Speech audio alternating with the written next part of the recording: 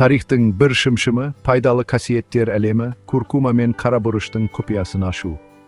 Куркума мен қарабұрыш тарихы терең екі дәмдеуіш, ғасырлар бойы асханалар мен дәрі қобдишаларын көркейтіп келеді.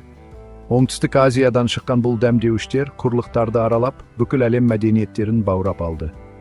Жылы жұмсақ хош иісі мен алтын түсімен ерекшеленетін куркума кулинарлық дәстүрлерде ұзақ уақыт бойы негізгі дәмдеуіш болып келді. Өткір, ащы дәмімен танымал қарабұрыш ежелден бері дәмдеуіш және консервант ретінде жоғары бағаланып келеді. Бүгінгі таңда заманауи ғылым ата-бабаларымыз білгенді растайды.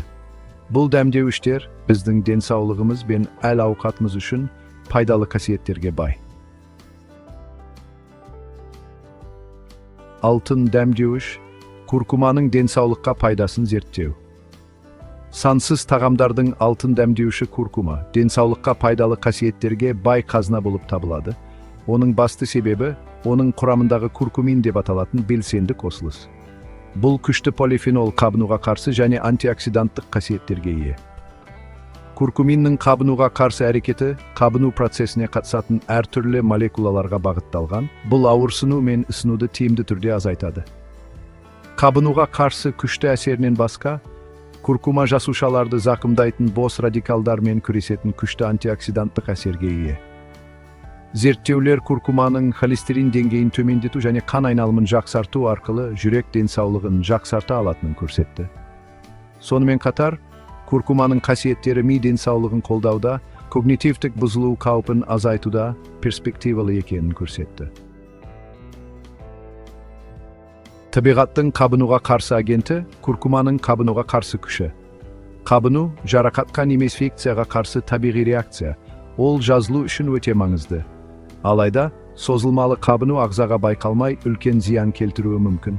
Бұл денсаулыққа қатысты көптеген проблемаларға әкеледі. Куркума өзінің күшті қабынуға қарсы қасиеттерімен бұл жасырын қауіпке қарсы табиғи қорғаныс ретінде әрекет етеді. Куркумин қабыну процесіне қатысатын бірнеше жолды көздейді. Бұл қабыну молекулаларының өндірілуін тиімді түрде басады. Бұл куркуманы артрит және басқа да қабыну аурулары сияқты қабыну жағдайларын басқаруда құнды құрал етеді. Тотығу стресіне қарсы қалқан куркуманың антиоксиданттық құдіреті. Біздің денеміз жасушаларды зақымдайтын және тотығу стресіне ықпал ететін тұрақсыз молекулалар бос радикалдардың тұрақты шабуылына ұшырайды. Бұл жасушалық зақым жүрек ауруы, қатерлі ісік және Альцгеймер ауруы сияқты созылмалы ауруларға әкелуі мүмкін. Куркумада мол болатын антиоксиданттар біздің денеміздің осы зиянды бос радикалдарға қарсы табиғи қорғаныс жүйесі ретінде әрекет етеді. Куркуманың күшті антиоксиданттық қасиеттері негізінен бос радикалдарды тиімді бейтараптандыратын куркуминге байланысты. Зерттеулер куркуманың холестерин деңгейін төмендетуге және қан айналымын жақсартуға көмектесетінін, жүрек денсаулығын нығайтатынын көрсетті. Сонымен қатар, куркуманың антиоксиданттық әсері қатерлі ісік жасушаларының өсуін және таралуын тежеу арқылы қатерлі ісіктің алдын алуда перспективалы екенін көрсетті. 5-ші бөлім – қарабұрыш, өмір мен дәмді жақсартатын дәмдеуіш. Дәмдеуіштердің патшасы, қарабұрыш ғасырлар бойы дастархандарды көркейтіп, дәм сезу бүршіктерін таң қалдырып келеді. Оның өткір ащы дәмі сансыз тағамдарға тереңдік пен байлық қосады. Бұл оны бүкіл әлемдегі асханаларда алмастырмайтын етеді. Қарабұрыштың денсаулыққа пайдасының негізінде, оның ерекше ащы дәміне жауап беретін күшті қосылыс пеперини жатыр. Пеперини әсерлі қабынуға қарсы және антиоксиданттық қасиеттерге ие. Бұл қарабұрыштың жалпы әл-ауқатты жақсарту қабілетіне ықпал етеді. Сонымен қатар, пеперини басқа қоректік заттардың биожетімділігін арттырады. Бұл оны куркумамен қоса, басқа шөптер мен дәмдеуіштерге тамаша серік етеді. 6-ші бөлім – биожетімділікті арттыру. Қарабұрыштың куркумамен серіктестігі. Куркума денсаулыққа пайдалы қасиеттерге бай болғанымен, оның белсенді қосылысы куркумин нашар биожетімділікке ие. Қарабұрыштағы белсенді қосылыс пеперини куркуминнің биожетімділігін айтарлықтай арттыратыны дәлелденген.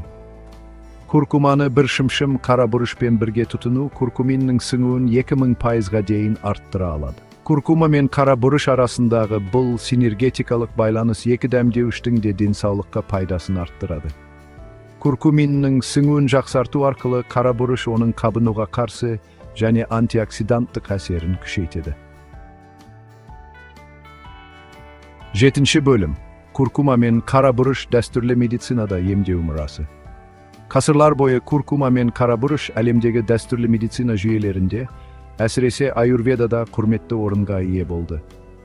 Санскрит тілінде харидра деп аталатын куркума қабынуға қарсы антиоксиданттық және ауырсынуды басатын қасиеттерімен бағаланады.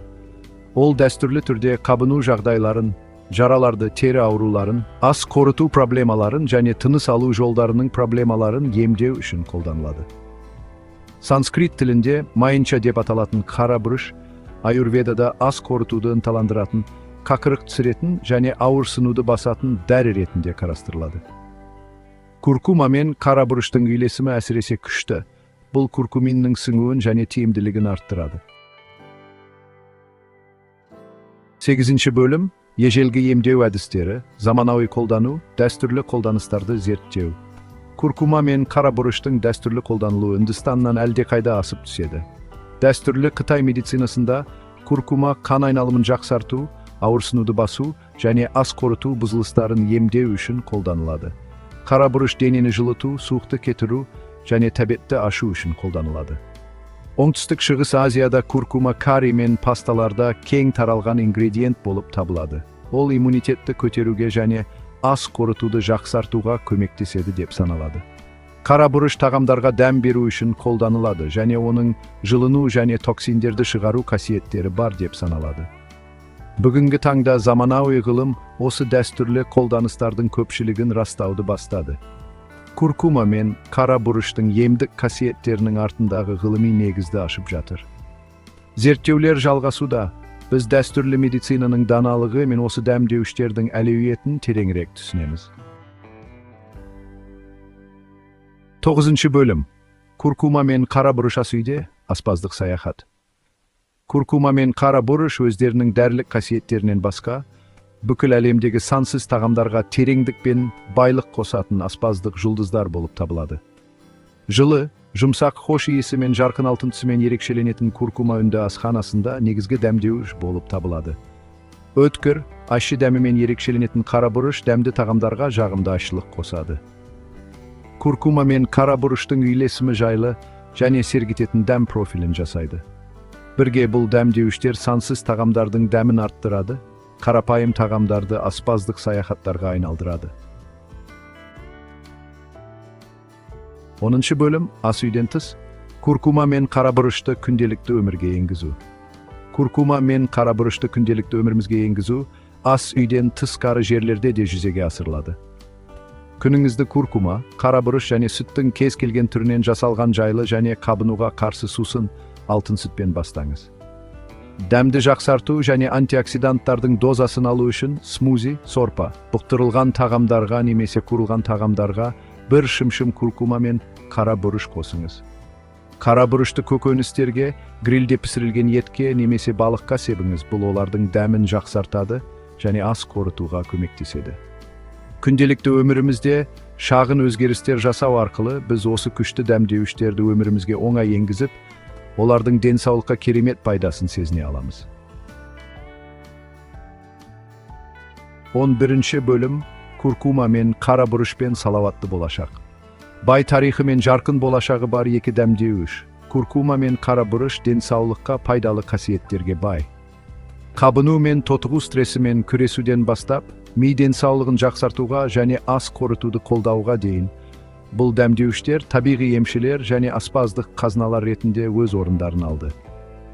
Олардың керемет қасиеттерін зерттей отырып, біз бұл күшті дәмдеуіштерді өмірімізге енгізудің жаңа жолдарын ашып жатырмыз.